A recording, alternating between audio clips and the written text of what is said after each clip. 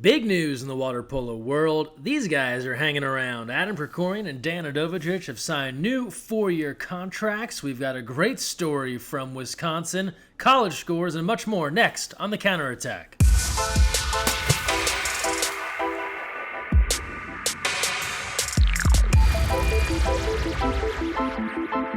Hi everyone, Greg Mescall here. Thanks for joining us on The Counterattack. As you know by now, big news this week from USA Water Polo. Team USA head coaches Adam Krikorian and Dejan Udovicic have agreed to new 4-year contracts. They will lead the USA men's and women's national teams through the 2020 Olympic Games. Of course, qualifications still to be had, but they're going to be around for the next 4 years. It brings stability to USA Water Polo. This will be the first time ever that both teams have had the same head coaches through 2 quadrennials. We caught up with Coach Krikorian and Coach Udovicic this week to check in about why they stayed on for 4 more. The process was a tough one, I have to be honest. I think it's been talked about a lot, just the amount of motion and energy that goes into preparing for an Olympics and then going through the Olympics. And then obviously this time around was challenging for different ways. It was a longer process to kind of sort through really all the emotion. In fact, I felt like I had to sort through some other stuff first before I could even begin to think about, the job in itself and kind of doing it again. So it was a long process, but at the end of the day, excited about obviously continuing and. For many reasons, chose to come back and to do this again. I'm excited to see what challenges lie ahead, and just in building new relationships and experiencing something different. The first quad for me was different than the second quad. There was good and bad, and most importantly, I continued to learn and grow as a coach, and that's one of the reasons why I've chosen personally to continue. Is I don't feel like I'm at my peak. I feel like I can be much better, and I can enjoy the process even more. So I'm looking forward to that, making the improvements that I personally need to make, but also, again, forging those relationships, those new relationships. But it's for me it was easy. I'm glad that USA Water Polo Office, recognized what we are doing last 3 years, and I'm delighted for our future and for our plans, and generally it was original plans that we're gonna continue working, and after Rio for sure, and I just need to thank the players and my staff for the last 3.5 years, and looking forward for upcoming years.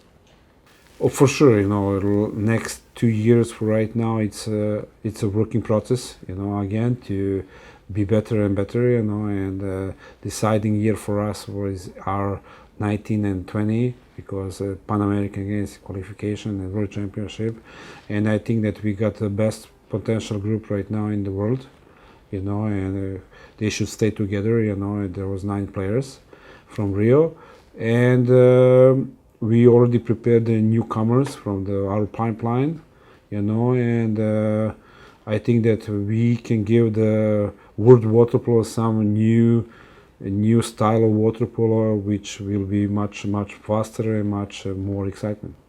And now we go college water polo. And before we get into the 2017 scores, we've got to talk about the college alumni tournament coming this February to Newport Beach, California. We've been putting the challenge out. We want to see more teams signed up. We don't have a full field yet. We're putting the call out there to all those former college water polo players.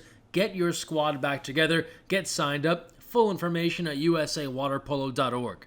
And that segues nicely to the college scoreboard as more and more teams are getting underway in 2017. A close one between Marist and Sonoma State. 2 teams with new head coaches, Chris Vidal for Marist and Chelsea Hennon for Sonoma State. This one went to Vidal and the Red Foxes 10-9. Indiana, also a new head coach, Ryan Castle, defeating Hawaii 8-5. UC San Diego and Pacific going to overtime 15-12, the Tritons take it, and more action from the big Santa Barbara Winter Invite. Michigan a rude visitor to the hosts, defeating UC Santa Barbara 7-4. And we stick with women's water polo and a squad you may not be familiar with, Carthage College in Wisconsin, holding a tread-a-thon this week to raise money for team travel, and the Boys and Girls Club of Kenosha, TMJ4, had the story.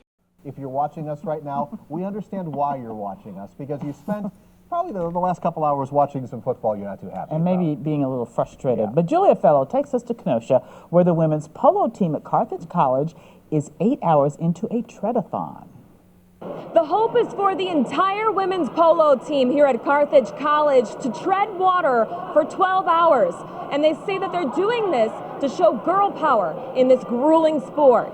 It proves to us that we can do anything that anybody else can do, just with longer hair. The ladies initially came to their coach with the idea of a 24-hour tread-a-thon. I had to curb the enthusiasm a bit and say, let's try 12. They made it look easy. Texting, FaceTiming, Because I had my mom. and even reading a book.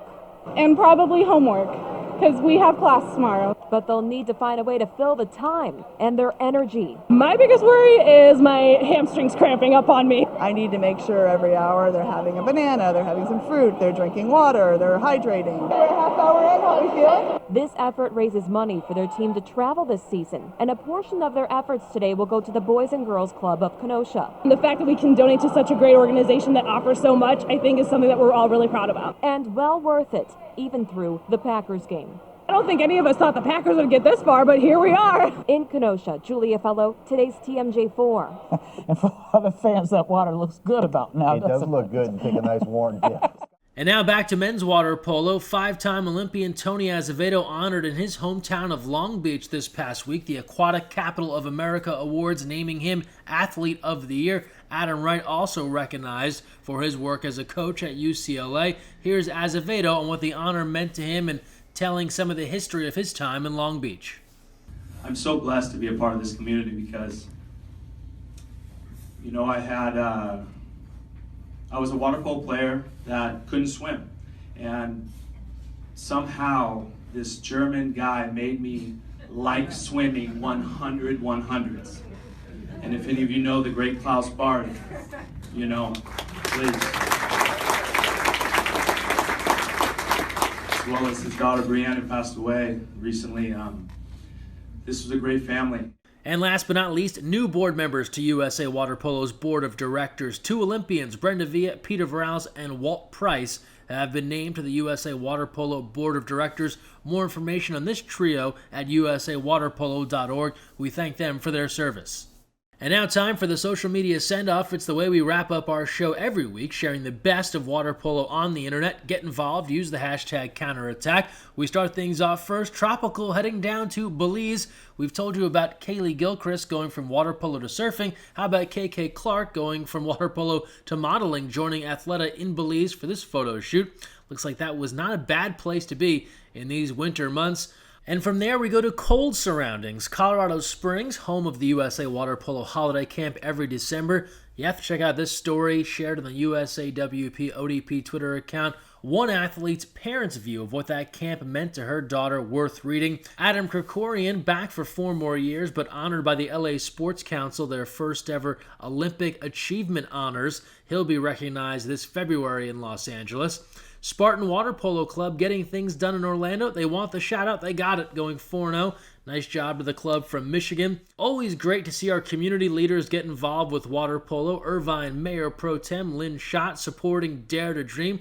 She was on site at the 10 and Under Festival and also tweeting out her support. Love to see her involved. St. Francis, Pennsylvania Water Polo won't play an official game for another year, but they've already got one thing mastered: how to put on your water polo cap. Check this out.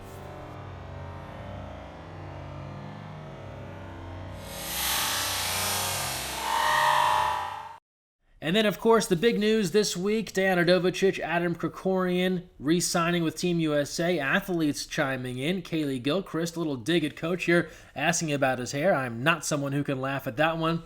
The USOC lending their support via the Team USA account, hyped to have Adam and Dejan back. Alex Rolsa, a first-time Olympian in 2016. He's fired up for both coaches to be returning.